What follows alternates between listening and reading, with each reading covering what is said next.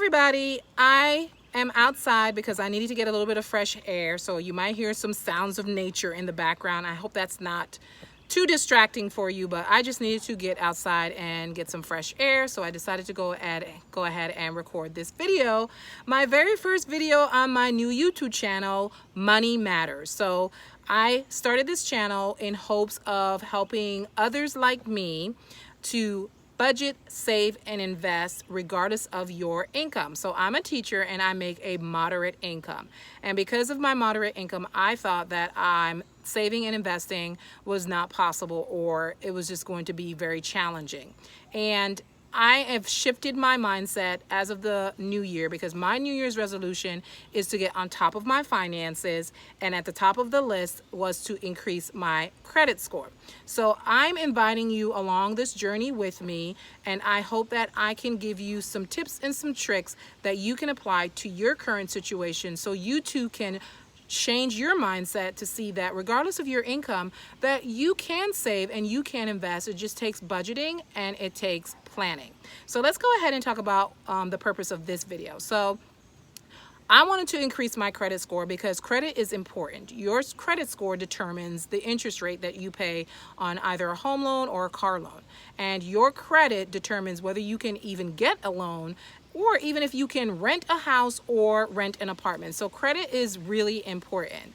And the higher your score, the better your interest rate. The better your interest rate means that you will pay less over the life of the loan. So the people with the better scores get the better interest rate. The people with the poor scores get the worst interest rate and pay more, thousands and thousands of dollars more over the life of the loan. So credit is important. So my goal is to be in the 700 club. I started my journey around mid-March. So by next year, March of next year, I'm hoping to be in the 700 club. So I hope you'll join me on my journey. So let's talk about what I'm doing and my progress so far. So the first thing I did was to pull my credit report, and you can get your credit report from annualcreditreport.com or freecreditreport.com.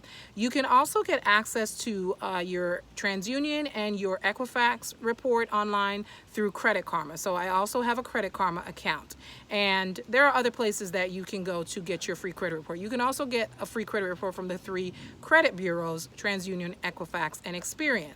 So go through your credit report. So I went through my credit report, make sure everything was mine, make sure everything was accurate. And then I consistently check my Credit Karma account. And I was paying my payments on time every time. I even paid more than the minimum due.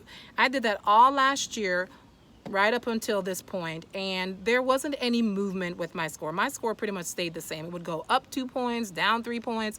It just wasn't doing anything, and it was really frustrating.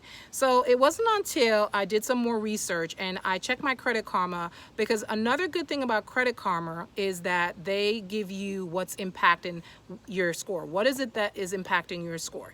And the biggest thing that was impacting my score was my credit utilization. So payment history impacts your score. It's 35% of your score calculation. And then the next thing is credit utilization, and credit utilization is 30%. So I've been paying my payments on time every time. So do not make any late payments, because late payments will stay on your credit report for a long time.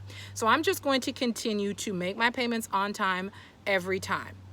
But I'm going to add to that bringing down my credit utilization, because my credit utilization before I started this journey was 83%. And 83% is really bad. You are not going to yield an ideal credit score with that type of credit utilization. So as soon as I found out why my credit score was not improving, I wanted to get on top of it. So I picked one card and I started to pay down on that card. And then when I paid down on that card, paying that one card brought my credit utilization down from 83% to 53%.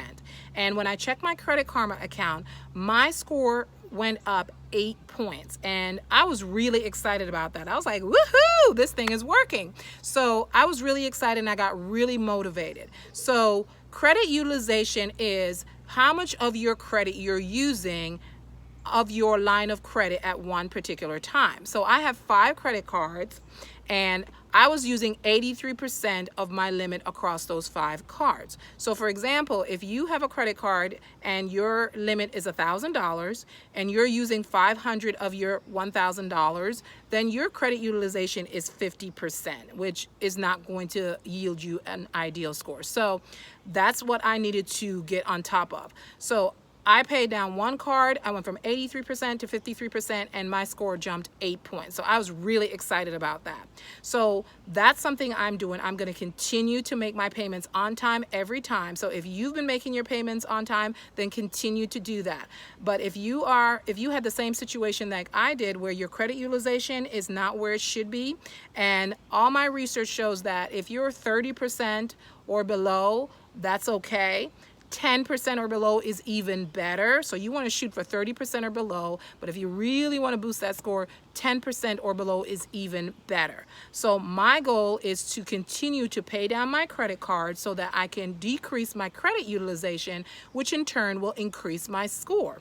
And I've already seen evidence that what I'm doing is working. So I started this around mid-March. Today is May 4th, and I checked my Credit Karma account again, and over the course that I've been doing this, I have increased my score by 15 points. So 15 points increase since I've been doing this mid-March, and I think that's pretty good progress for the time that I've been doing it.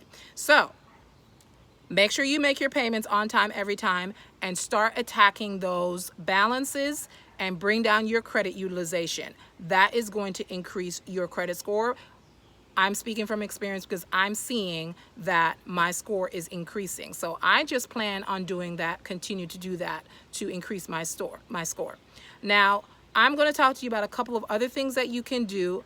That's not the route that I took, but if it's something that you can do, I want to go ahead and share it with you.